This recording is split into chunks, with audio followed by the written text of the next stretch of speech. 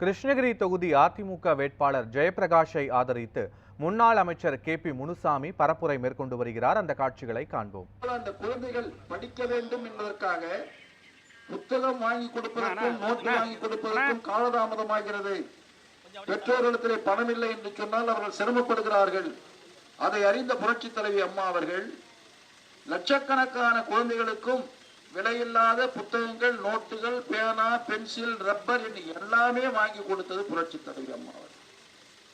அந்த குழந்தைகள் இப்போது நன்றாக படித்துக் கொண்டிருக்கிறார்.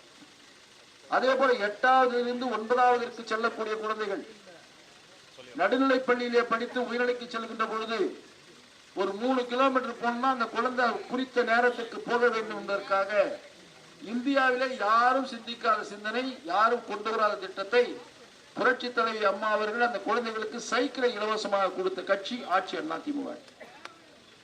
அதே போல அந்த குழந்தை பிளஸ் 1 வருகின்ற போது உலக கல்வியை தெரிந்து கொள்ள வேண்டும் என்பதற்காக வசதி படைத்த குடும்பங்களிலே பெற்றோர்கள் வாங்கி கொடுக்கக்கூடிய அந்த லேப்டாப் மடிக்கணினி என்பதை ஒரு மடிக்கணினி ஒரு லேப்டாப் என்பது 15,000 ரூபாய். அப்படி அந்த 15,000 ரூபாய் பெருமானம் உள்ள மடிக்கணினியை 58 லட்சம் குழந்தைகளுக்கு வழங்கியது அண்ணா திராவிட முன்னேற்ற கழக ஆட்சி, புரட்சி தலைவி அம்மா. இதெல்லாம் எதுக்காக கொடுக்கிறோம்? அந்த குழந்தைகள் கல்வி கற்று அந்த குழந்தைகளுடைய காலிலே நின்று அந்த குழந்தைகள் கல்வி கற்று வேலைக்கு சென்று அந்த குடும்பத்தையும் அவர்களையும் காப்பாற்றிக் கொள்வதற்காக எல்லா வசதிகளையும் செய்து கொடுக்கின்ற கட்சி ஆட்சி அதிமுக ஆட்சி. ஒரு குழந்தை படிச்சிருச்சுன்னா வேலை கிடைக்கிறது ஒன்றும் சிரமம் இல்லை. இன்னைக்கு அதிமுக ஆட்சியில் இருக்கும் போது இந்த மாவட்டத்தில் பல தொழிற்சாலைகளை நாம கொண்டு வந்திருக்கிறோம். உதாரணத்துக்கு போச்சம்பள்ளி எடுத்துக்கிட்டா ஷூ கம்பெனி 10,000 பேர் 20,000 பேர் வேலை செய்யறாங்க.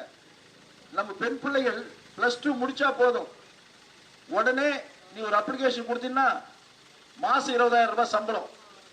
நீ ஒன்னும் பஸ் ஏறி போக தேவையில்லை, நேரா உன் வீட்டானே அவன் கம்பெனிக்காரன் பஸ் அனுப்புறான். அதுல ஏறினா அந்த கம்பெனிக்கு போய் வேலை செஞ்சுட்டு வரலாம். அதே மாதிரி ஓலா கம்பெனி, ஸ்கூட்டர் கம்பெனி, அங்க 10,000 பேர் வேலை செய்யறாங்க. அந்த கம்பெனியை கொண்டு வந்தது அதிமுக ஆட்சி. அதே மாதிரி இங்க குருபுரப்பள்ளியில டெல்டா கம்பெனி, அந்த கம்பெனில 5,000 பேர் வேலை செய்யறாங்க. அந்த கம்பெனி கொண்டு வந்தது அதிமுக ஆட்சி. அதே மாதிரி டாடா எலக்ட்ரானிக்ஸ் வேப்பனப்பள்ளி தெரியும் என் தொகுதியில, அந்த கம்பெனில மொத்தம் இப்ப 10,000 பேர் வேலை செய்யறாங்க. எக்ஸ்பேன்ஷன் பண்ணா 50,000 பேர் அங்க வேலை செய்ய போறாங்க. இந்த கம்பெனி எல்லாம் கொண்டு வந்தது அதிமுக. இந்த கம்பெனிக்கு எல்லாம் வேலைக்கு போகணும்னா அந்த குழந்தைங்க படிச்சிருக்கணும். அந்த படிப்பை படிப்பதற்கும் அவர்களுக்கு வாய்ப்பை உருவாக்கி கொடுத்ததும் அதிமுக. திரு கருணாநிதி இந்த திட்டத்தெல்லாம் எதனா கொண்டு வந்தாரா? புரட்சி தலைவர் எம்ஜிஆர் சத்துணவு திட்டத்தை கொண்டு வந்தனாலதான் கிராமத்துல எல்லா குழந்தைங்களும் ஸ்கூலுக்கு போச்சு. அது எம்ஜிஆர் கொண்டு வந்தது. எம்ஜிஆர் சத்துணவு கொடுத்தாருன்னா புரட்சி தலைவர் அம்மா அந்த குழந்தைகளுக்கு எல்லாமே கொடுத்துட்டாங்க. தாய் வந்து குளிப்பாட்டி நிறுத்தினா போதும், சட்டை கொடுக்கறது அம்மா கொடுத்துட்டா, புஸ்தகம் அம்மா கொடுத்துட்டா, புஸ்தகத்தை எடுத்துன்னு போறதுக்கு பேக் அம்மா கொடுத்துட்டா, பேனா அம்மா கொடுத்துட்டா, படிக்கிறது மட்டும்தான் வேலை. படிச்சுட்டா கம்பெனி, உடனே வேலைக்கு போறதுக்கு இவ்வளவு கம்பெனி நாம் ஏற்படுத்தி விட்டோம். இது முக்கியமா? எதையோ ஒண்ணு பண்ணிட்டு 520 வாக்குறுதி கொடுத்துட்டு நான் அதை செஞ்சேன் இதை செஞ்சேன் அதை செஞ்சேன்னு சொன்னேன். எதையா செஞ்ச? அன்பு தாய்மார்களுக்கு உரிமை தொகை 1000 ரூபாய் கொடுக்கணும்னு சொன்னேன். 3 வருஷம் ஆயிப்போச்சு, இன்னும் சரியா கொடுக்கல. ஆனா கொடுத்துட்டு நீ ஏமாத்துற. யாருக்கும் என்ன சொன்ன? எலெக்ஷன் அப்போ எல்லா சகோதரிகளுக்கும் 1000 ரூபாய் கொடுக்கணும். இப்ப கொடுத்தியா?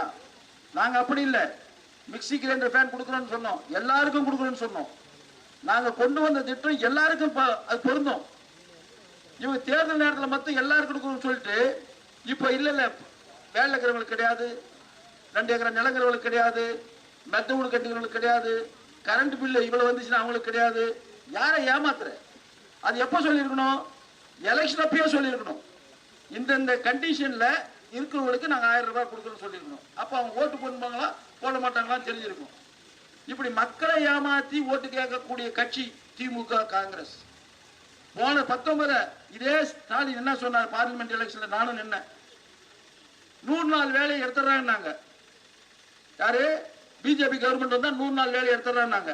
இவங்க என்ன சொன்னாங்க, நாங்க 100 நாள் வேலையை 150 நாள் பண்ணாங்க. மனசார சொல்றேன், தாய்மார்கள் எல்லாம் போய் ஏரியில உட்கார்ந்து வேலை செய்யும் போது யோசனை பண்ணாங்க, ஏய் அவன் ஏதோ வந்தா நம்ம வேலையை கெடுத்து கொடுவான்ட்டுக்குது. எல்லாம் சேர்ந்து மாத்தி ஓட்டு போட்டீங்க, காலி ஆயிட்டாங்க. சார் நம்ம உண்மைதான்.